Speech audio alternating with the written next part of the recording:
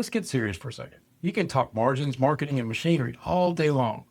But if your crew ends up in the ER instead of at the next job, none of it matters.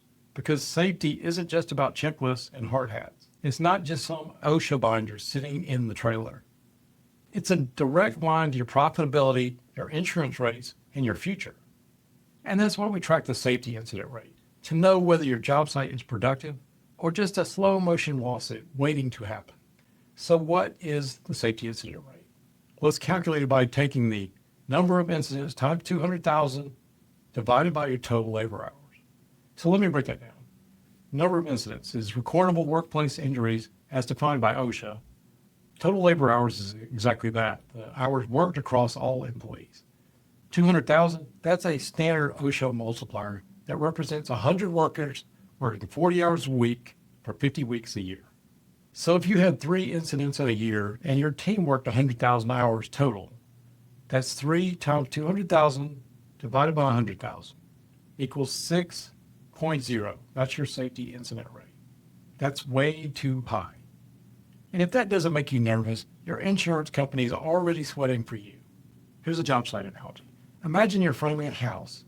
One of your crew members falls off a ladder and blows out his knee. That's lost labor, medical bills, workers' comp, project delays, investigations, and a reputation hit with every sub and GC who hears about it. That's one incident. It doesn't just cost you a paycheck, it costs you momentum. And if it keeps happening, you're not managing a crew, you're sponsoring the local urgent care clinic. So what is a healthy safety incident rate? Between 0 and 1.0, that's excellent. You've built a culture of safety.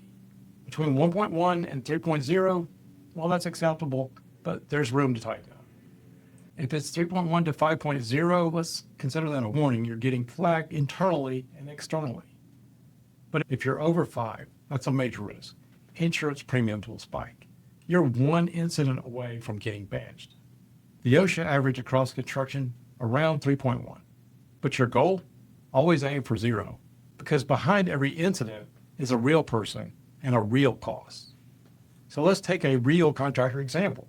One GC I worked with had a great backlog. Busy, well-known, crew respected him, but in 12 months, they had 4 recordable injuries. Total labor hours, 96,000. So his safety incident rate was 4 times 200,000 divided by 96,000. That equals 8.33. That's a problem. One worker fell through the subflooring, another sliced his hand, one got heat exhaustion, and a foreman fractured a wrist stepping off a trailer ramp. No fatalities, but still serious hits. So he got his insurance safety team to step in. They mandated stretch and flex routines, updated all job site hazard boards, bought better personal protection equipment, and actually trained the team how to use it, and assigned a crew safety lead per job. Next year, one minor recordable incident. Safety rate dropped to 1.1. Insurance stayed flat. Reputation stayed strong, and no one missed Christmas with their kids. So here's how to improve your safety incident rate. Track incidents, not just near misses. If you don't report it, you can't reduce it. Number 2, hold daily tailgate safety talks. 5 minutes saves lives and lawsuits.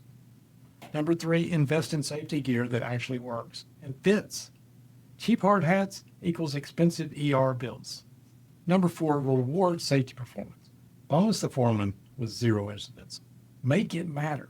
And 5, and finally, treat training like a profit tool, because fewer injuries equals higher margins. So here's the final word. Safety isn't a hassle, it's a habit. You can build the cleanest, tightest, most beautiful structure in the world, but if someone gets hurt because your site's sloppy, the job turns toxic real fast. So track the number, raise the bar, and ask yourself, are we building homes and hospitals, or are we sending guys to them? Because too many injuries, you're not running a crew, you're running a crisis.